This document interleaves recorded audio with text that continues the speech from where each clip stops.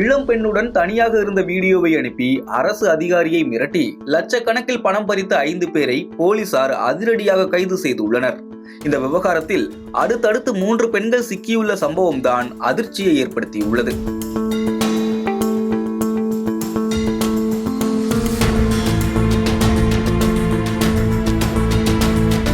புதுச்சேரி அரசின் மின்துறையில் பணியாற்றி வரும் அதிகாரி ஒருவர் இளம் பெண் ஒருவருடன் அடிக்கடி செல்போனில் பேசி வந்துள்ளார்.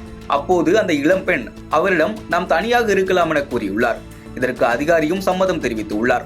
பின்னர் அந்த இளம் பெண் அவரை மேட்டுப்பாளையம் பகுதியில் உள்ள விடுதிக்கு வருமாறு அழைத்துள்ளார். இதனைத் தொடர்ந்து அந்த அதிகாரியும் கடந்த வாரம் அங்கு சென்று அந்த பெண்ணுடன் தனியாக இருந்துள்ளார்.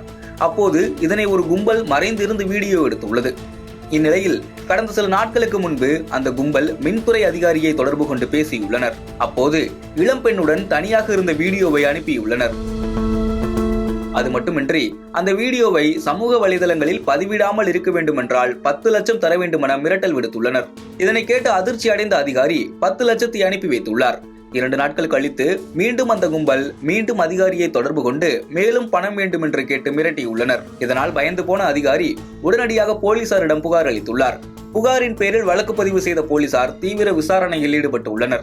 விசாரணையில் மின்துறை அதிகாரியை வீடியோ எடுத்து பணம் பறித்தது வானரப்பேட்டையைச் சேர்ந்த ரவுடி தீனா என்கிற தீனதயாளன், ரெட்டியார்பாளையத்தைச் சேர்ந்த ரவுடி ஷாருக்கான் என்பது தெரிய வந்தது.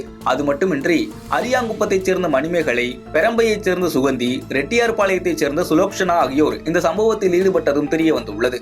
இதையடுத்து 5 பேரையும் கைது செய்த ரெட்டியார்பாளையம் போலீசார் நீதிமன்றத்தில் ஆஜர்படுத்தி காலாப்பட்டு மத்திய சிறையில் அடைத்தனர். இந்த கும்பல் இதே போன்று வேறு யாரிடமாவது வீடியோ எடுத்து பணப்பறிப்பில் ஈடுபட்டுள்ளார்களா என பல்வேறு கோணங்களில் போலீசார் தொடர் விசாரணை மேற்கொண்டு வருகின்றனர்.